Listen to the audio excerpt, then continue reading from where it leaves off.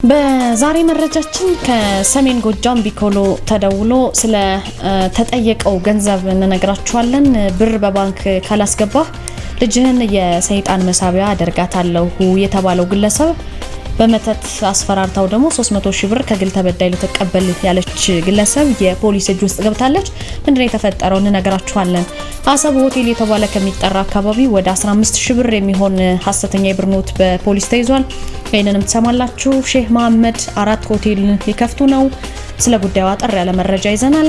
ቻይና ውስጥ ህግ ከጣሱ በአደባባይ ስክሪኖች ላይ ይሰቀላሉ ግለሰቦች። ቻይና የህግ የሚጥሱ ዜጎቿን የምታሰፍርበትን ስክሪን እንነግራችኋለን። እንዴት ውላችኋል? አሃዱ ኒውስ ኤንድ ፖለቲክስ የእናንተ ዩቲዩብ ቻናል ነው። የተመረጡና የሚመጥኗችሁ መረጃዎች ብቻ ለእናንተ እናደርሳለን። ከአሃዱ ሬዲዮ እንደዚሁ ክብሮም ወርቁ እናንተን በአዳዲስ መረጃዎች ይጠብቃችኋል። ወደ ቀዳሚ መረጃ እንለፍ። ሰብስክራይብ ማድረጋችሁን እንዳትረሱ።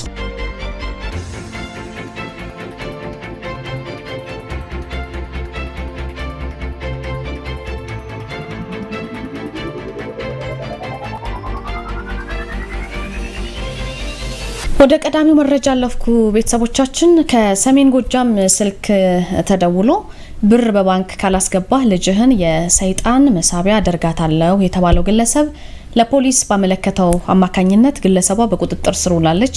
ተጠርጣሪዋ አለምነሽ አጉማስ ወንጀሉን ፈጽማለች የተባለችው ህዳር 22 ነው። ቦታው ቂርቆስ ክፍለ ከተማ ወሎ ሰፈር በተለምዶ የምታውቁት ከሆነ ወሎ ሰፈር አካባቢ ከሚገኝ አንድ ፕላዛ ውስጥ ነው።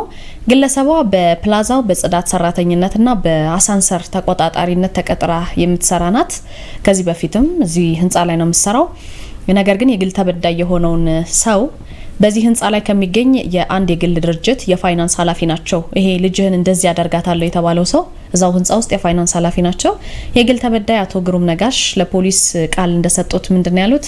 የኔ ሰው የሚባል ግለሰብ ከአማራ ክልል ሰሜን ጎጃም ዞን ፒኮሎ ከሚባል አካባቢ እንደሚደውል ወይም እየደወለ እንደሚዝትባቸው ይገልጻሉ። 300 ሺህ ብር ካላስገባህ በባንክ ልጅህን የሰይጣን መሳቢያ አደርጋታለሁ የሚል የማስፈራሪያ መልእክት በማያውቀው ስልክ ተደውሎ እንደደረሰው ይናገራል። የግል ተበዳዩ እንግዲህ የቀረበለትን አቤቱታ ተቀብሎ ቴክኖሎጂውን ተጠቅሞና የተደወለበትን ስልክ እንዲሁም የማስፈራሪያ መልእክት ያስተላለፈውን ሰው ድምጽ ማንነት ለመለየት በተደረገው ጥረት ይቺ ሴት የግል ተበዳይን በመከታተል ካጠናችሁ በኋላ ምን ያህል ገንዘብ አለው፣ ምን አይነት ቤት ውስጥ ነው የሚኖረው የሚለውን ነገር፣ ስንት ልጅ አለው የሚለውን ነገር ካጠናች በኋላ ማንነቷን በመደበቅ ድምጿን በመቀየር አስፈራርታ 25 ሺህ ብር በባንክ እንዲያስገቡላት አድርጋለች ከዚህ በፊት።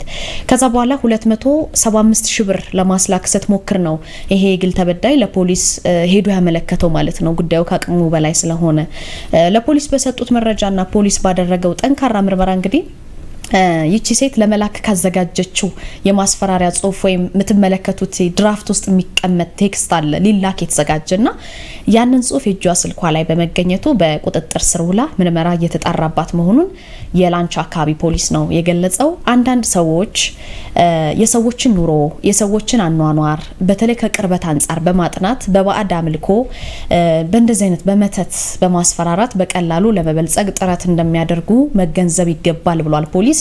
እንደዚህ አይነት መሰል ወንጀሎች ሲያጋጥሙ ነገሩን ከመደባበቅ ከማድበስበስ ይልቅ በአስቸኳይ ወደሚመለከታችሁ ወይም ለሚቀርባችሁ ፖሊስ ጣቢያ ህግ ስላለ ለየትኛውም ነገር የህግ የበላይነት አለና ወደሚመለከታችሁ ፖሊስ ሄዳችሁ መረጃ በመስጠት አጥፊዎች የሚዝቱባችሁ የሚያስፈራሯችሁ አካላት በህግ አግባብ እንዲጠየቁ ማድረግ እንደሚገባ የአዲስ አበባ ፖሊስ ጠቅላይ መምሪያ አስተላልፏል። በዚህ መሰረት እንግዲህ ይቺ ግለሰብ በዛ ህንፃ ላይ ስትሰራ የነበረው በአሳንሰር ወይም ሊፍት በመቆጣጠርና በጽዳት ነው ስትሰራ የነበረውና ግለሰቡን በደንብ ካጠናችሁ በኋላ ነው በእንደዚህ አይነት መልኩ የተጠቀመችው ሲስተሙን የተጠቀመችው። ልክ ከፒኮሎ አማራ ክልል አካባቢ የሚገኝ ከተማ ነው። ከዛ እንደተደወለ አድርጋ ፈራራት በመዛት እንደዚህ ካላረክ ልጅህን ለዚህ ገብራለሁ ለሰይጣን እንደዚህ ነው ማደርግ ስላለችው ከዚህ በፊት ገንዘብ አስገብቶላት ነበር ወደ 25 ሺህ ብር ቀደም ሲል እንደነገርኳችሁና እንደዚህ አይነት ህገወጥ ነገሮች ሲካሄዱ ድንጋጤ ሲሰማችሁ ወይም ዛቻ ሲደርስባችሁ ለሚመለከተው የጸጥታ አካል ለፖሊስ ማመልከት እንደሚገባ መልእክት ተላልፏል ማለት ነው። ወደ ቀጣይ መረጃ እናልፋለን። በብዛት ከሚሰሩ ማጭበርበር ወንጀሎች አንዱ የሐሰተኛ የብር ኖቶች ናቸው። አሁን እንደውም በብዛት በክርስትና እምነት ተከታዮች ዘንድ የመጣ የሚገኘው የገና በዓል ተጠቃሽ ነው። በዓል ሲደርስ በተለይ ሐሰተኛ የብር ኖቶች ጥንቃቄ አድርጉ እየተባለ በየጊዜው መልእክት ይተላለፋል ለህብረተሰቡና አሰብ ሆቴል የተባለ የሚጠራ አካባቢ ላይ 15000 ሐሰተኛ ብር ኖቶች ናቸው የተያዙት። እናንተም ግብይት በመታካሄዱ ጊዜ ከትራንስፈር ባሻገር ካሽን ብር ተጠቀማላችሁና ጥንቃቄ ማድረግ እንደሚገባችሁ ልንነግራችሁ እንወዳለን። 15000 ሐሰተኛ የብር ኖቶችን ለመሸጥ ሲንቀሳቀሱ የነበሩ ሰዎች ናቸው። ሁለት ሰዎች ናቸው እነዚህ ከነ ኤግዚቢቱ ነው በቁጥጥር ስር የዋሉት። የአዲስ አበባ ፖሊስ ነው ይሄንን የገለጸው። ተከሳሾቹ ይሄን ድርጊት የፈጸሙት የት ነው? ልደታ ክፍለ ከተማ ልዩ ቦታው አሰብ የሚባለው ሆቴል አካባቢ ነው። ናታኒም ፍጹምና ግብራበሩ ሚኪያስ ዳባ ናቸው። ከሌሎች ጋር በመሆን ምንጩ ያልታወቀ ወይም ከየት እንደመጣ የማይታወቅ 15000 ሐሰተኛ የብር ኖቶችን በ8000 ትክክለኛ ብር የኢትዮጵያ ብር ለመሸጥ ሲንቀሳቀሱ ነው ህብረተሰቡ ወዲያው ለፖሊስ ጥቆማ ሰጥቶ የትም ሳይርቁ በፖሊስ ጥቆማ ተጠርጣሪዎቹ በቁጥጥር ስር ሊውሉ የቻሉት ማለት ነው። ፖሊስ እነዚህን ሰዎች ከያዛቸው በኋላ ከኪሳቸው 75 ባለ 200 ሐሰተኛ ብር በአጠቃላይ 15000 የኢትዮጵያ ሐሰተኛ የብር ኖት ባደረገው ፍተሻ ይዟል ማለት ነው። ስለዚህ እነዚህን ሰዎች በቁጥጥር ስር ውለው ምርመራቸው እየቀጠለ ነው። የልደታ ክፍለ ከተማ ፖሊስ መምሪያ ነው ይሄን ጉዳይ ያደረገው። ህብረተሰቡ ላይ ይሄ ሐሰተኛ የብር ኖት ህብረተሰቡ ላይ በተለይ እናቶች፣ ሴቶች ግብይት የምትፈጽሙ በተለያዩ ሰው በሚበዛባቸው የገበያ ማዕከላት አዲስ አበባ ውስጥ በዓለም እየመጣ ስለሆነ ማለት ነውና ሁሌም ጥንቃቄ አድርጉ የሚል መልእክት ይተላለፋል። በዓለም ባይሆን በእንደዚህ አይነት ነፃ ቀናትም እንደዚህ አይነት ማጭበርበር ወንጀሎች ይፈጸማሉና በህብረተሰቡ ላይ የሚያሳድረውን ኢኮኖሚያዊ ቀውስ ተረድቶ ፖሊስ እንደዚህ አይነት መሰል የወንጀል ድርጊቶችን ለመከላከል በሚያደርገው ሂደት ወይም ጥረት ውስጥ ህብረተሰቡ በጥቆማ ሊሆን ይችላል በተለያዩ ጉዳዮች የበኩሉን አስተዋጽኦ እንዲያበረክት ጥሪ አቅርቧል። ይሄ ሐሰተኛ 15000 ብርም ወደ ህብረተሰቡ ከመስራጨቱ በፊት በቁጥጥር ስር ሊውል ይችላል ማለት ነው። ለዚህ ደግሞ ጥቆማ ያደረገው የህብረተሰቡ ክፍል አንዱ አስተዋጽኦ ያደረገው የበኩሉን አስተዋጽኦ ያደረገው ህብረተሰቡ ነውና ከነዚህ አይነት ነገሮች ጥንቃቄ እንድታደርጉ ገበያ በምትሸምቱ ጊዜ ተገቢውን ጥንቃቄ እንድታደርጉ ለማሳሰብ እንወዳለን። ኢትዮጵያዊ ባለሀብት ሼክ መሐመድ 4 ሆቴሎችን ሊከፍቱ መሆኑ እየተሰማ ነው። በተለያዩ ሚዲያዎች ላይ ሆቴሎች በዶላር ስለሚሰሩ የኢኮኖሚ ማሻሻያው እንደጠቀማቸው የሚድሮክ ዋና ስራ አስፈጻሚ አቶ ጀማል አህመድ ናቸው የገለጹት።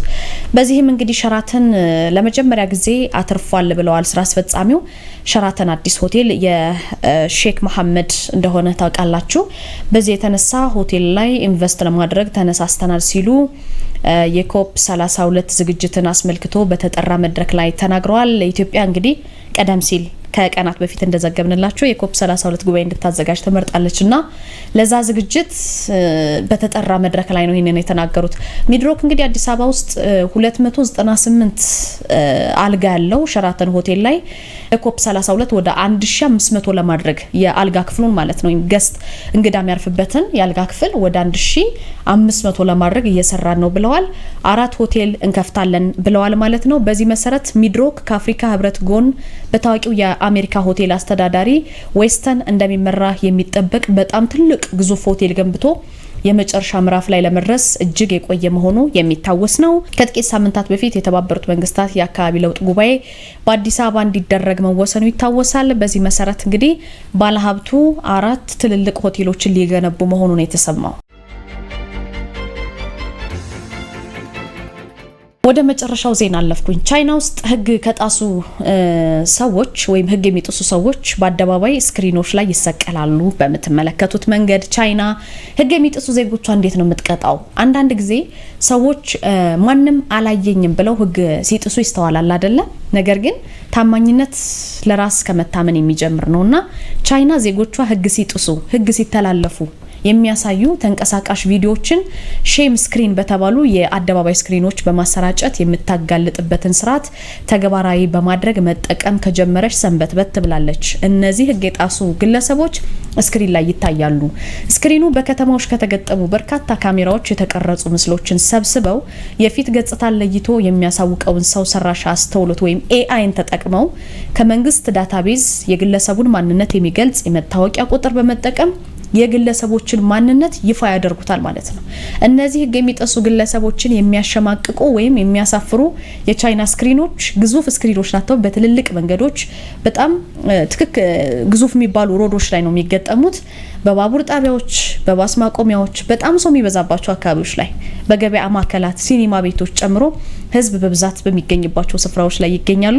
የትራፊክ መብራት ጥሰው እንኳን የሚያሽከረክሩ አሽከርካሪዎች፣ የእግረኛ መብራት ሳይበራ የሚሻገሩ እግረኞች፣ እዳቸውን በወቅቱ ያልከፈሉ ግለሰቦች እነዚህ በሲኒማ ስክሪኖች ላይ ምስላቸው በትልቁ ይታያል ማለት ነው። በአደባባይ ስክሪኖቹ ምስላቸው ለህዝብ ይፋ ይሆናል። ምን አይነት ስሜት እንደሚሰማቸው እንግዲህ ግምቱን ለእናንተ እተወዋለሁ። በእነዚህ ስክሪኖች ምስላቸው የሚለጠፍ ሰው ወይም ግለሰብ ከዚህ ባለፈ የተለያዩ ቅጣቶችም ይጠብቀዋል። ከስክሪን ውጪ ለምሳሌ ከመንግስት የብድር አገልግሎት ተጠቃሚነት ይከለከላል። የማህበራዊ አገልግሎቶች እንዳያገኝ እገዳ ወይም መሰል ቅጣቶች ይተላለፍበታል። ጉዳዩ በአንዳንዶች ዘንድ ቅሬታ ቢያስነሳም አሁን ላይ ግን ህግ የሚጥሱ ህግ የሚተላለፉ የማይሆን ስራ የሚሰሩ ሰዎች መደበቂያ እንደሌላቸው ለማሳየትና ከዛም ማለፍ ሲል ደግሞ ተግባራቸው ሌሎች ወንጀል ያልሰሩ አካላት እንዲማሩ በማሰብ ቻይና ስክሪኖችን መግጠሟን ትናገራለች። በዚህም በርከት ያለ ተቃውሞ ቢደርስም እንኳን ቻይና እነዚህን ትክክለኛ ስራ አልሰሩም ወይም ደግሞ ነውር፣ ወንጀል፣ ህግ መጣስ የሚባለውን ነገር ያደረጉ ግለሰቦች በስክሪን ላይ ምስላቸው እንዲታይ ማድረጓን ቀጥላለች ማለት ነው። ቤተሰቦቻችን ከኔ ጋር የነበረን ጊዜ ይሄን ይመስል ነበረ። ስለተከታተላችሁኝ ከልብ አድርጌ አመሰግናችኋለሁ። አሁን ደግሞ ከአሀዱ ሬዲዮ ዋናው ስቱዲዮ ክብሮም ወርቁ እናንተን ሊነግራችሁ አጠር ያሉ መረጃዎችን ይዞ እየጠበቃችሁ ነው። ከኔ ጋር የነበረን መረጃ ይሄን ይመስል ነበር። ሰብስክራይብ እንድታደርጉ በታላቅ አክብሮት ነው የምጠይቃችሁ። ምሽታችሁ ደስ የሚል ሆነላችሁ። ገሊላ ጸጋዬ ቴክኒክ አጋሪ ነች። ህይወቴ ጌትነት ማለዳውን እያስፈጸመችና የእናንተን የውድ ቤተሰቦቻችን መልእክቶች እያስተናገደች ትገኛለች።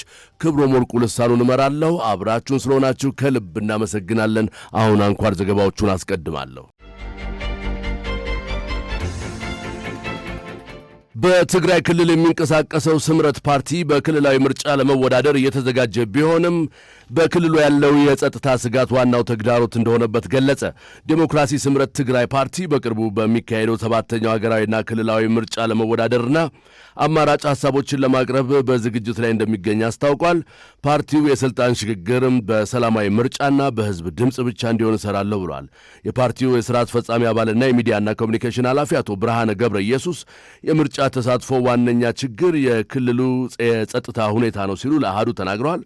ፓርቲው ጉባኤውን በአዲስ አበባ ያካሄደውን በዚሁ የጸጥታ ስጋት ምክንያት እንደሆነ ያነሱት አቶ ብርሃነ ህዝብን ማደራጀትም ሆነ የፖለቲካ ሥራ መስራት የማይቻልበት አጣብቂኝ ውስጥ እንዳሉም አመላክተዋል። አቶ ብርሃነ ሰላምና ደህንነትን የማረጋገጥ ጉዳይ የፌዴራል መንግሥት እንዲሁም የጊዜያዊ አስተዳደሩ እንደሆነ ገልጸው ጊዜያዊ አስተዳደሩ ኃላፊነቱን እንዲወጣም ጥሪ አቅርበዋል።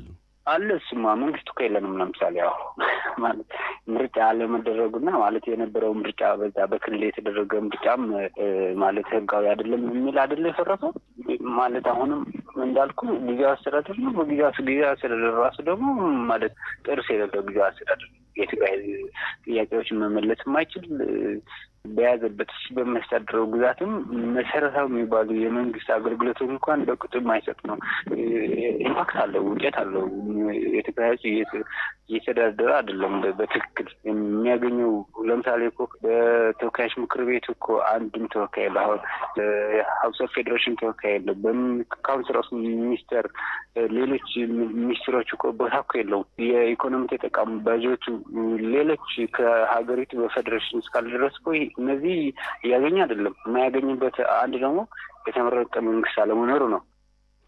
የፖለቲካ ትግል ስልታቸውን ሲያብራሩም እኛ የብዕርና የሐሳብ ታጋዮች እንጂ የመሳሪያና የኃይል ታጋዮች አይደለንም ብለዋል። የፓርቲያቸው የምርጫ ቅድመ ዝግጅት የሚመራው ከምርጫ ቦርድ በሚሰጠው አቅጣጫ መሰረት እንደሆነ የገለጹ ሲሆን የጸጥታውና የደህንነቱ ጉዳይ ግን የሚመለከተው አካል ራሱ መስራት ያለበት ጉዳይ መሆኑን አጽንኦት ሰጥተውበታል።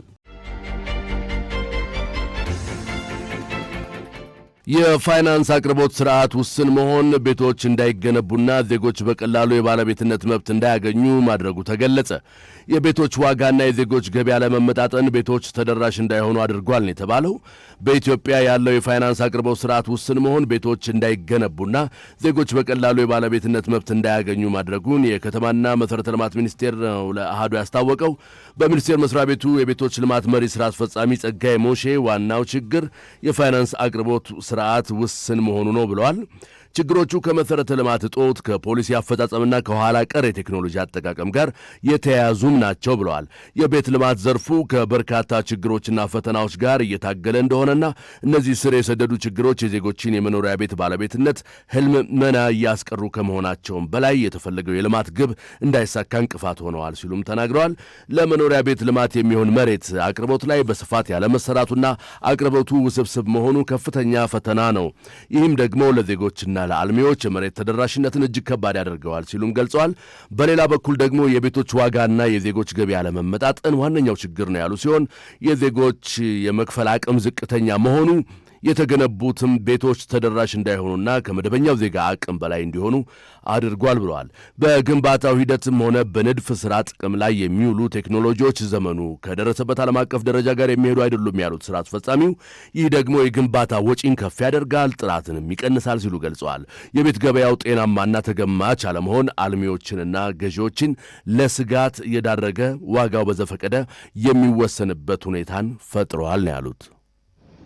የቤት ችግር እንግዲህ መዋቅራዊ ችግር ነው፣ ሰፊ ችግር ነው። የቤት ችግር የተለያዩ ችግሮች አሉ። አንዱ ሁላችሁም ልትገነዘቡ እንደምትችሉት የፋይናንስ አቅርቦት ችግር ነው።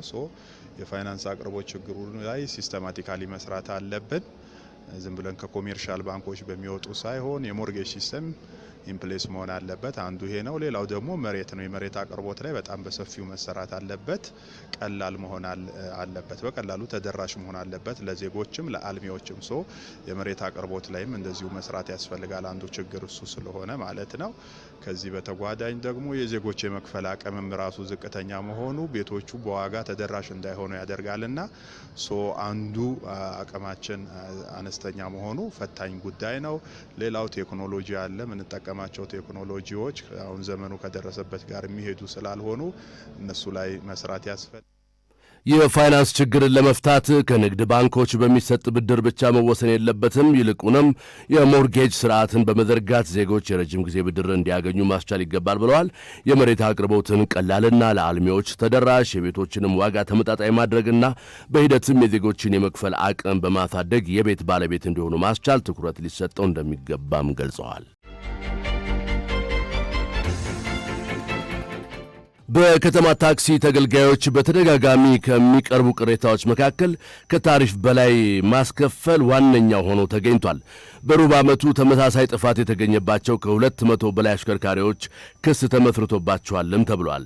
የአዲስ አበባ ከተማ አስተዳደር ፖሊስ ኮሚሽን የትራፊክ ቁጥጥር መምሪያ በከተማዋ ከሚቀርቡ የትራንስፖርት አገልግሎት ጋር ከተያያዙ አቤቱታዎች መካከል በተለይም በምሽትና በጠዋት ከታሪፍ በላይ በሚያስከፍሉ አሽከርካሪዎች ላይ የሚቀርበው አቤቱታ ብላጫውን ቁጥር እንደሚይዝ ገልጿል። ቅሬታ አቅራቢዎቹ ሰዓቱ እየገፋ ሲሄድ የተጋነነው የዋጋ ጭማሪ እየባሰበት ይሄዳል ማለታቸውን የመምሪያው የትራፊክ ሙያና የሕዝብ ግንዛቤ ዲቪዥን ኃላፊ ኢንስፔክተር ሰለሞን አዳነ ተናግረዋል። ኢንስፔክተር ሰለሞን ለአሃዱ እንደተናገሩት በሩብ ዓመቱ ከታሪፍ በላይ የጫኑ ከ200 በላይ አሽከርካሪዎች ክስ ተመስርቶባቸዋል ብለዋል። በ2017 በጀት ዓመት ከ1900 በላይ አሽከርካሪዎች በተመሳሳይ ጥፋት ተከሰው መቀጣታቸውን አስታውሰው በ2018 የመጀመሪያ ሩብ ዓመት የተከሰሱት 200 አሽከርካሪዎች አብዛኛዎቹ በተሳፋሪ ጥቆማ ቀርቦባቸው ስለመሆኑ ነው ያብራሩት። የትራፊክ መጨናነቅ በሚኖርባቸው የሥራ መግቢያና መውጫ ሰዓቶች የደንብ ጥሰት ፈጻሚዎች ቁጥር እንደሚያሻቅብም ተናግረዋል።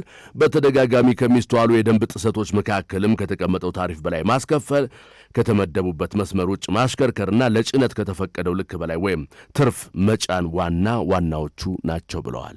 ዋናው ነገር የወጡ ሕጎችን ማስከበር ነው ወይም በደንብ መተላለፎች ላይ ተላላፊዎች ላይ ጥብቅ ቁጥጥር ወይም የሕግ ማስከበር ስራ ነው እየሰራን ያለን ማለት ነው። መጀመሪያው ሩብ ዓመት ዳታንም ስንመለከት በተለይ ሐምሌ መስከረም ላይ በዚህ በጀት ዓመትም ስንመለከተው ትርፍ ሰውን ስንመለከት ወደ 31476 አካባቢ ጭነው የተከሰሱባቸው ሁኔታዎች አሉ ማለት ነው። ስለሆነም በአጠቃላይ ዳታዎች የሚያሳዩን ምንድነው ከታሪፍ በላይ ማስከፈል፣ መስመር ማቆራረጥ፣ ትርፍ ሰው መጫኖች የሚታዩባቸው ሁኔታዎች አሉ። በተለይ ደግሞ በምሽቱ ክፍለ ጊዜ የሚለውን ነገር ነው እያየን የተመለከት። የአዲስ አበባ ከተማ አስተዳደር ፖሊስ ኮሚሽን የትራንስፖርት እንቅስቃሴው ሕግና መመሪያውን በጠበቀ መልኩ እንዲካሄድ እንዲሁም የሚቀርቡ አቤቱታዎችን ለመፍታት ከፍተኛ ቁጥጥርና የግንዛቤ ማስጨበጫ ስራዎችን በስፋት እየሰራ መሆኑንም ገልጿል። በቤኒን በመፈንቅለ መንግስት ሙከራ የተጠረጠሩ 31 ሰዎች በቁጥጥር ስር ውለው ምርመራ እየተደረገባቸው ነው። ከሳምንት በፊት በሀገሪቱ የመፈንቅለ መንግስት ሙከራ አድርገዋል በሚል የተጠረጠሩት ተከሳሾቹ በሀገር ክህደት፣ በግድያና በመንግስት ደህንነት ላይ የሚፈጸሙ ወንጀሎችን ጨምሮ ከባድ ክሶች ቀርቦባቸዋል። በአውሮፓውያኑ ዲሴምበር 7 በተካሄደው የመፈንቅለ መንግስት ሙከራ በሌተናንት ኮሎኔል ፓስካል ቲግሪ የሚመራ ቡድን በኮቶኖ የሚገኘውን ብሔራዊ ቴሌቪዥን ጣቢያ በመቆጣጠር የፕሬዚዳንት ፓትሪስ ታሎን መንግስት ማፍረሱን መግለጹ ይታወሳል። ዘገባው የአናዶሉ ነው። 8 የአውሮፓ ሀገራት ዩክሬንን የጦር መሳሪያ ለማስታጠቅ መስማማታቸው ተሰምቷል። 8 የአውሮፓ ሀገራት ዩክሬን ሩሲያን እስከምታሸንፍ ድረስ የጦር መሳሪያ ለማስታጠቅና በገንዘብ ለመርዳት ስምምነት ላይ ደርሰዋል ተብሏል። የአውሮፓ ህብረት በበርሊን ከአሜሪካው ፕሬዚዳንት ዶናልድ ትራምፕ የሰላም ልዑክና ከዩክሬን ልዑካን ጋር ከተወያየ በኋላ ጀርመንን፣ ፈረንሳይንና እንግሊዝን ጨምሮ 8 የአውሮፓ ሀገራት መሪዎች ዩክሬንን እንደሚያስታጥቁ ቃል ገብተዋል።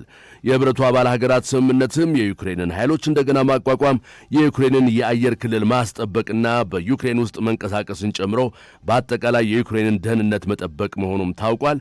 በዶናልድ ትራምፕ ተስፋ የጣለበት የዩክሬንና የሩሲያ የተኩስ አቁም ስምምነት መፍትሄ ያጣ ሆኖ መቀጠሉን የዘገበው ደግሞ አርቲ ኒውስ ነው።